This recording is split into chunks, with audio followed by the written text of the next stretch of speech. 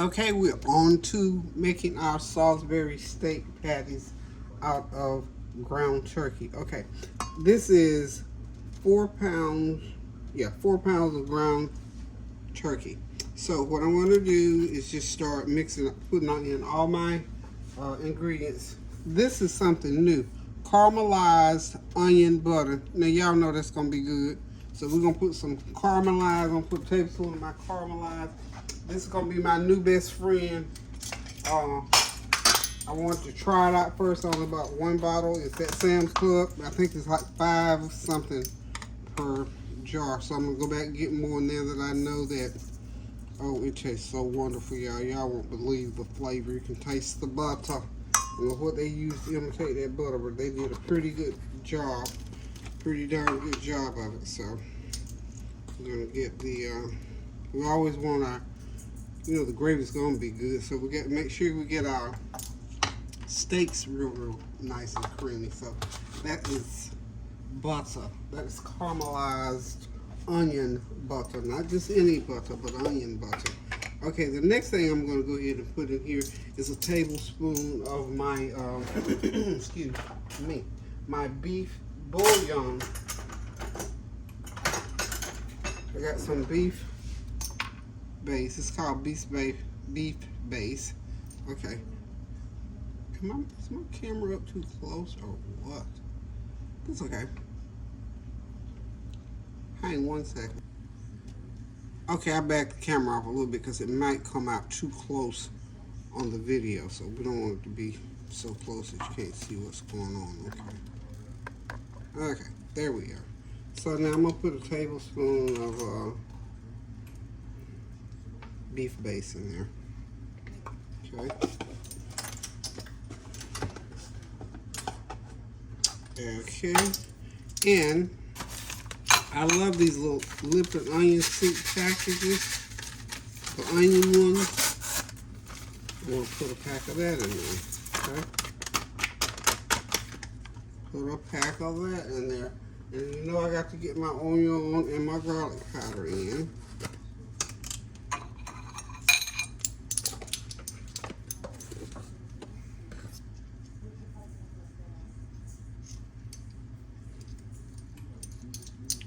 Garlic powder in there.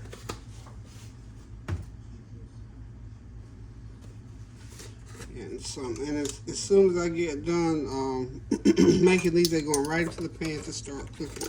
That's how I gotta get this show on the road. Okay, I already did the garlic powder. I don't want to over garlic it. Now I need to put some black pepper in there. About a half a teaspoon of black pepper. About a half a teaspoon. Or more if you want to. I'm sorry, I said a half teaspoon. A teaspoon of black pepper. This is 4 pounds of ground turkey, y'all. So we need a pretty good amount of seasoning to season up 4 pounds of meat. And turkey meat has its own natural flavor. We just put these the seasonings in to enhance.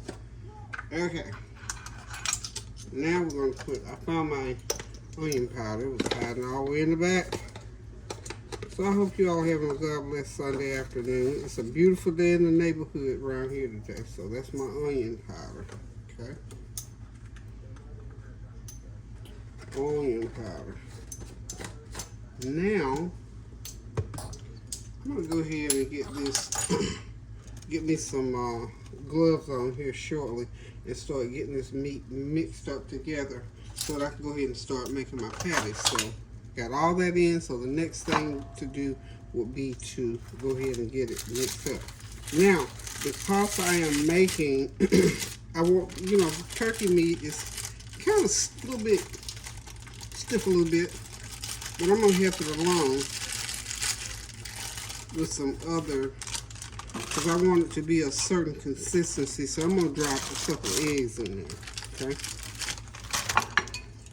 Beat those eggs, just 2 eggs, beat them up real good and just pour them right on top of that, okay? Pour them right on top. Now, I want these because you know turkey meat is sort of dry, so I want them to be a little bit juicy. So I gotta get something there. Remember last time what we figured out? A little mayo makes it juicy. A little bit of mayo, y'all.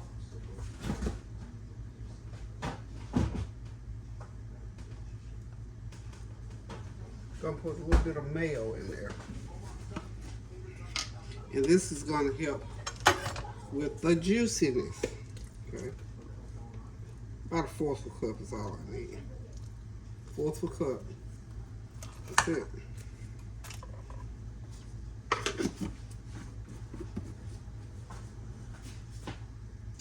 Now, I can start mixing. And when I get ready to make patties, I'm gonna go ahead and get some gloves on and really get in there and get everything mashed up real good. Because what those eggs are gonna do, it's gonna give it a certain consistency. You know how Salisbury steak has like a sort of a steak, you know, chopped up, but a steak consistency to it. I want to make sure we get everything mixed really, really well. And I think I'm going, each one of these Salisbury steaks is going to be a quarter pound size Salisbury steak. So I think what I'm going to do to be uniform with it, I think I was going to make 8 of them, I believe. But I'm not going to use all this meat because I'm going to use 1 pound of this mixture to make me a couple of turkey burgers.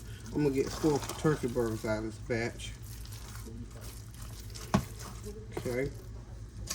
That's a method to my madness. I figure if I'm already mixing meat and doing all this, I might as well go ahead and get my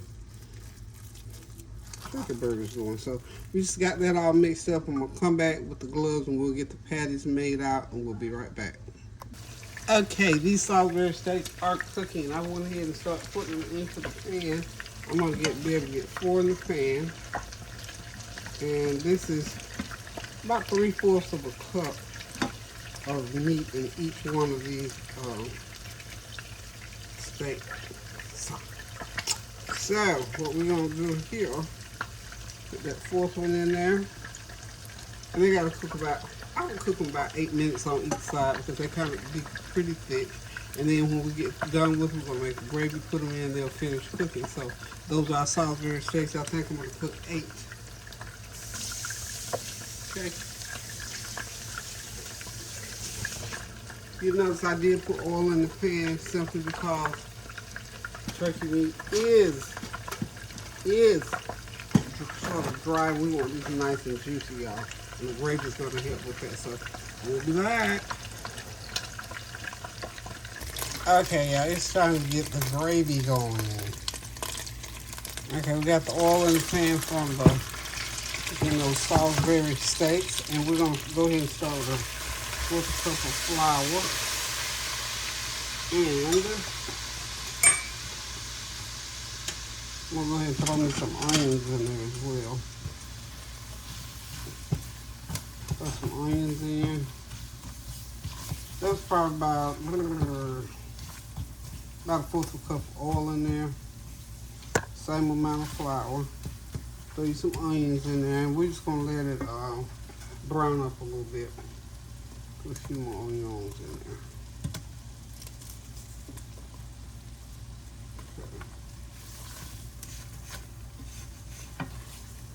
I always like a little onions in my gravy. Can you tell? Can you tell? This is one medium onion, I think. Yeah, 1 medium. Okay.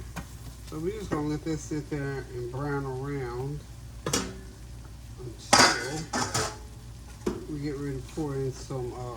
This is all the steaks, all the Salisbury steaks are ready. Put them off to the side. Got them all cooked up.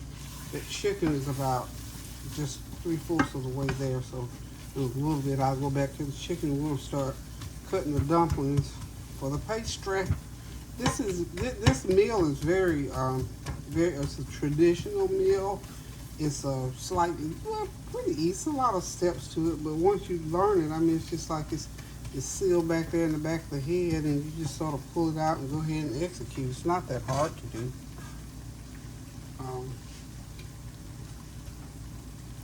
If you're going to do this meal, let me get me a clean-up towel here.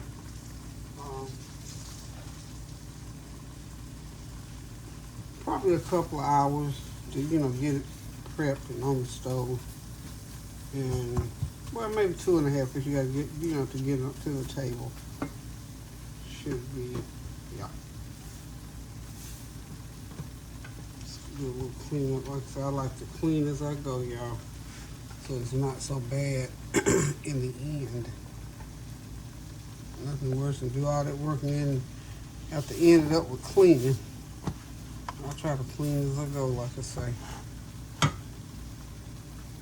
so that I can sit down and relax versus in the last hour cleaning. Okay, so just like I said, we're just gonna let that go ahead and brown until it gets brown enough, and I'll come back and I'll pour some water in there, and we'll have some good old gravy. And of course, I gotta put seasonings in. Gotta get all my seasonings going in there. Onion powder, some chicken base, beef base, and some of my new caramelized onion butter.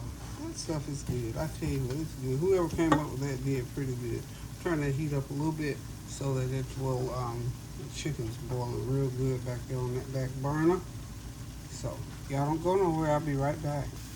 Okay, guys, it's time to pour the water in, get this gravy going.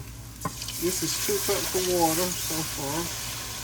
See what the thickness level is.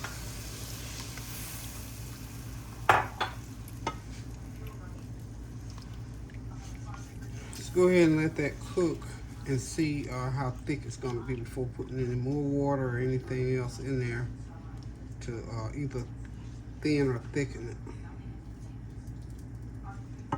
Okay, but what we do have to get in there, we got to get some seasonings. So, of course, that's my little teaspoon of caramelized butter onions. I'm going to pour just a little, I always put a little bit of sage in my gravy. And I need some, a little bit of beef base. Yeah, we're gonna have to thin this down some. Yep.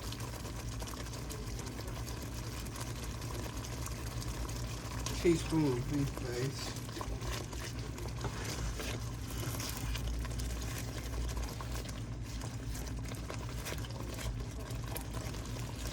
I'm gonna bring it down with a little bit of almond milk and water.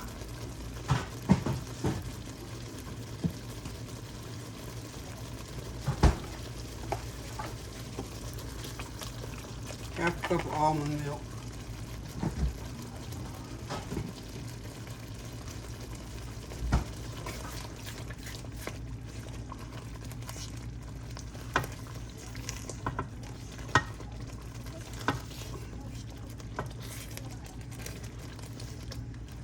And about a half a cup of water.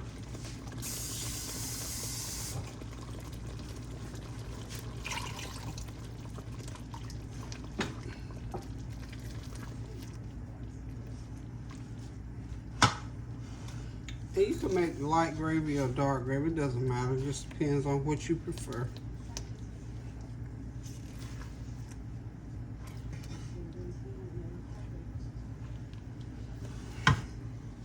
I think the consistency of the gravy is good, and I think this is quite enough gravy.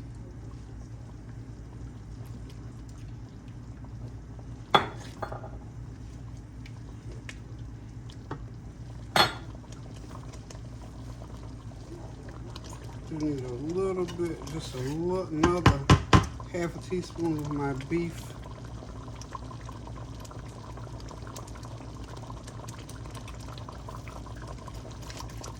base seasoning.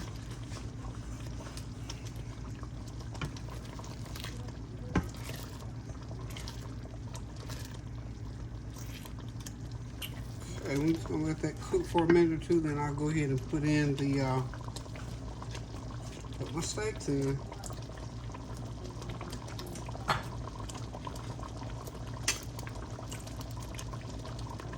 Oh, everything but the kitchen sink.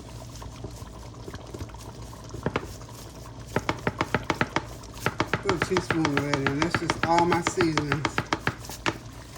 And of course, if you want to put salt in, you notice I can put any salt because most of the seasonings that I put in have some salt content, and usually it's enough. But if you want more, then you go ahead, you know, put it into your taste, of course. Okay.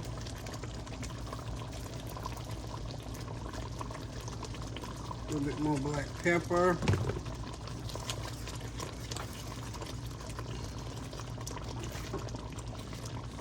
Now I'm going to go ahead and drop my steaks in. It's looking like it's ready. It's calling for the steaks, y'all. Calling for the steaks. Just place them in one by one like so. We got 8 of them. These are nice and thick and juicy.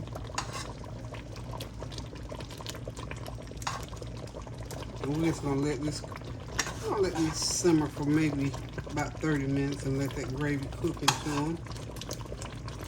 Okay.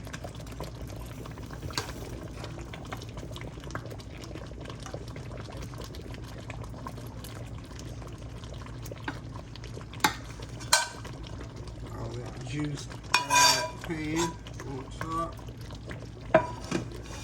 Remember, we have to finish cooking these also because these are real thin. I only cooked them about 15 minutes and they were, you know, kind of thick, so we want to cook them on low. So turn that heat down on low, cover them, and let them cook for another 15-20 minutes, 30 minutes.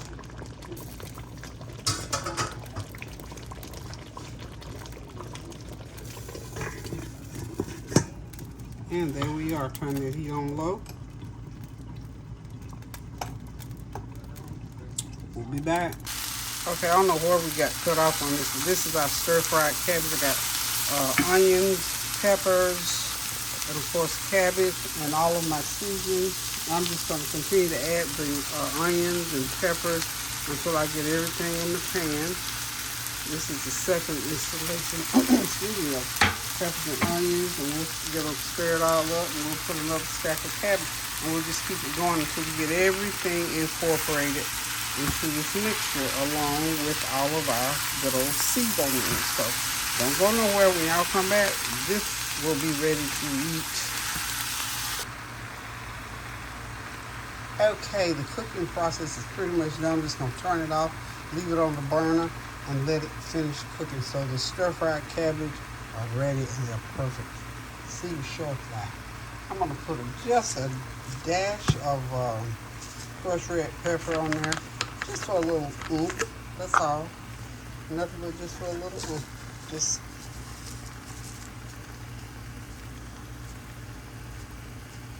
there we go. Just a little bit, y'all. Just a little bit. And then I'm gonna garnish the top off with I like a little bit of teriyaki. Just get a little conversation going on. Special teriyaki sauce on there, and we're going to be on the way to the table here shortly. On the way to the table, so just a nice little, this is light teriyaki, okay? And we're done here except to just stir it up, and we can call it a day, okay? See you at the table. Okay, I got the chicken at a rolling boil. I'm gonna drop in a half a stick of butter. As you notice, I left some of the fat on the chicken for flavor, so I'm gonna go ahead and we're gonna get started dropping these dumplings in. And remember, I told you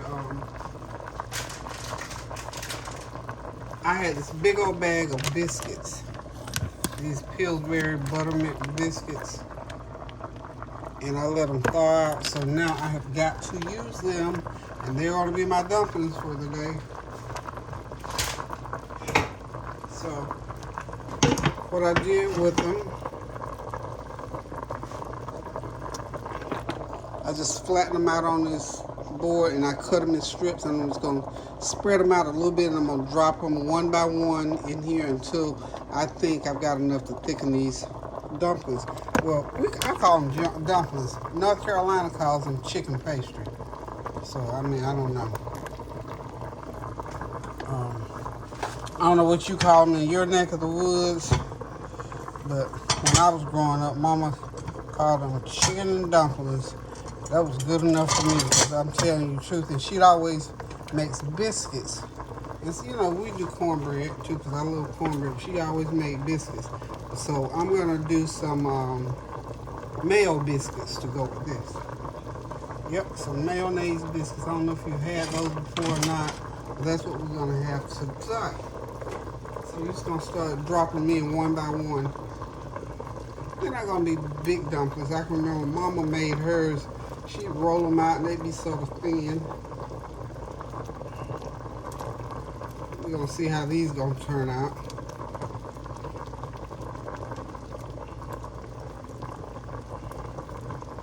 And we're just going to do this until we get, it's going to take a little bit of time.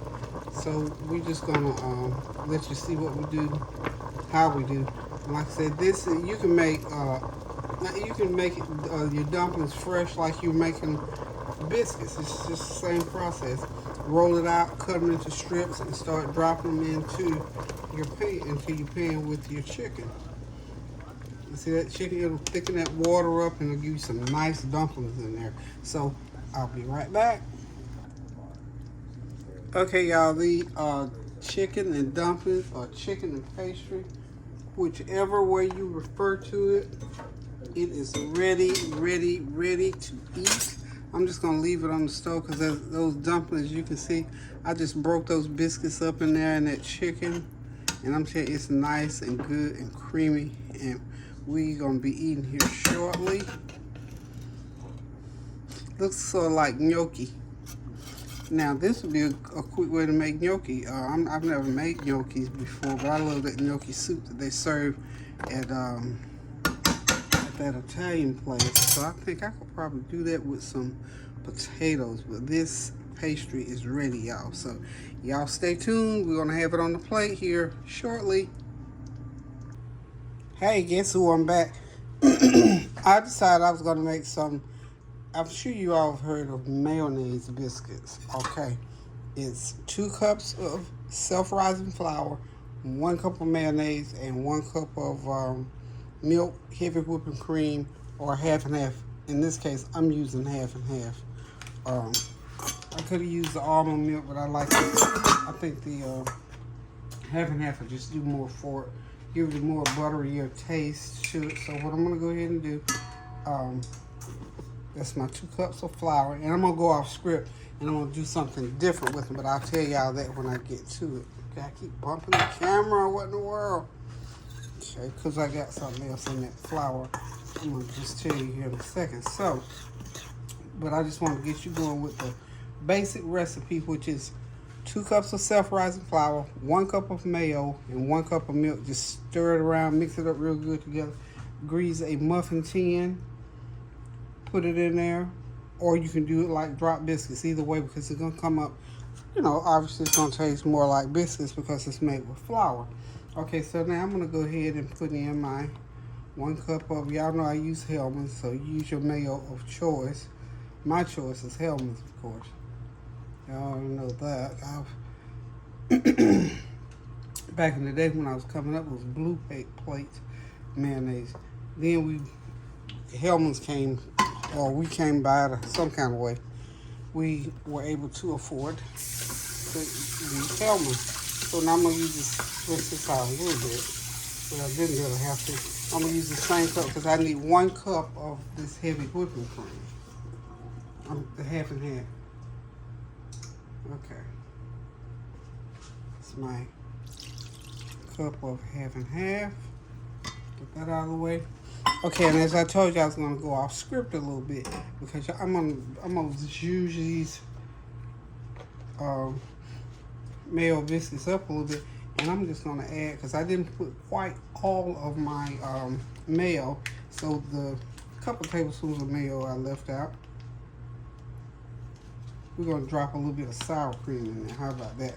I also put a half a teaspoon of garlic powder and a teaspoon of, let me show you.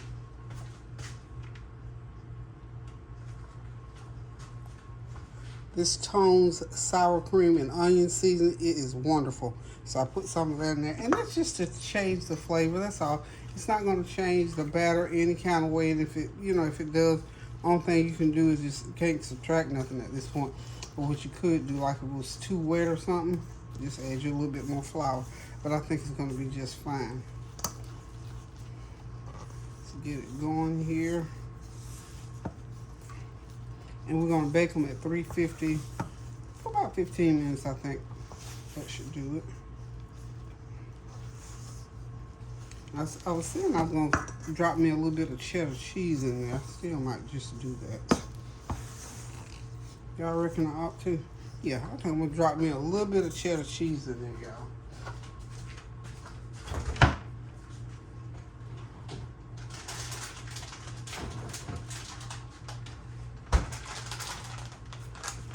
Everything's better with cheddar.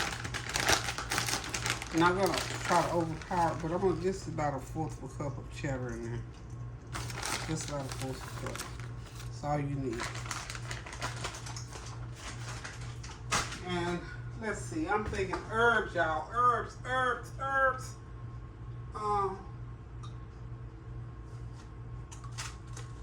Oh, I should have went to the garden and got me some herbs. But anyway.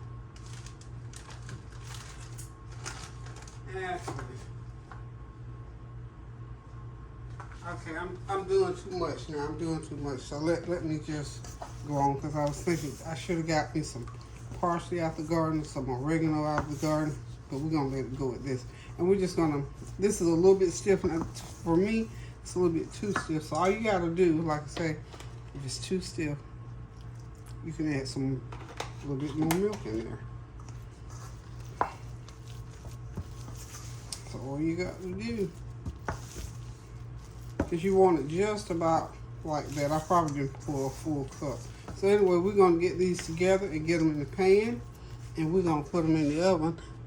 And when they come out, we're going to be eating good old modified Mayo biscuits. See you shortly. Okay, y'all, I got my old muffin tin out and greased. So here's what we're going to do. Like any muffin, you're going to fill that pan 3/4 of the way full, and we're going to do that until we get all 12 of them filled up. And then they're going to go into the oven at 350 for about 15 minutes, and then we're going to have us some good old biscuits, good old Mayo biscuits. Well, that was a little bit too full, so we'll be back. Okay, y'all, dinner is ready. It's ready to put on the plate. We get ready to sit down to the table. Since we got it up here on the front, we're gonna start with the veggies and the bread first. So over here we got that stir-fried cabbage with those red peppers in them. Yum goodie. And those are my Mayo biscuits with garlic and all the rest of the stuff that I decided to throw in there, but they're good. Just a basic recipe, but you can throw any kind of seasoning that you want into them. Those are my turkey, turkey Salisbury steak on the back. That's the turkey Salisbury steak.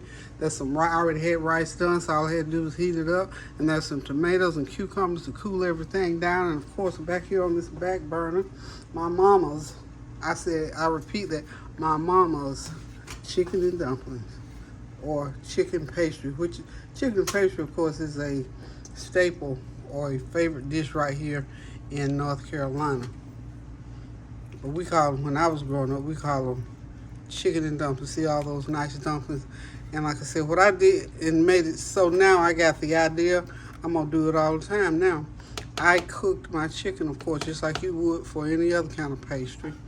And let it get good and done, and then you drop your dumplings in. Of course, you got to season it up real good.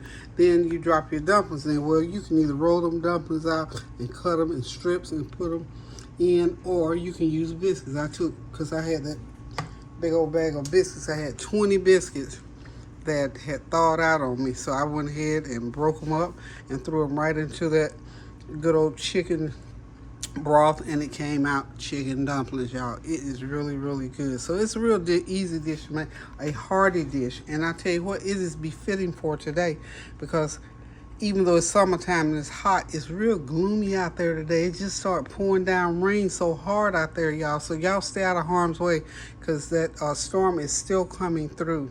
Debbie is still out there somewhere, I believe, so, or whatever's going on. Beware of the weather. People have lost life and limb and property through this process. So continue to pray for our sisters and brothers as they go through, and as we all go through these storms. We're going to go through this together. Pray without ceasing always for all things. Thank God and be grateful for all things, and be safe and be charitable toward our sisters and brothers. The wars that are raging all over the place, Lord knows we need to be praying. And of course, this is an election year, so people are out talking about what they want to do, what they're going to do for us as people in these United States. So just be mindful and pay attention, listen. Reserve I say for me, I reserve my opinions too much. I don't do a whole lot of opinionating, because you don't know what they're going to do till they get in there. You just got to trust somebody, and before you do it, you got to pray without ceasing. So guys, it's time for me to get out of this kitchen. It's hot. Even though it's pouring down rain, it's warm in this kitchen because I just turned my stove off. So again, love you guys. Thank y'all for stopping by. Thank you for your prayers, your well wishes, your comments, and your compliments. And please remember to pray without ceasing. Love you guys. Until the next time, toodles.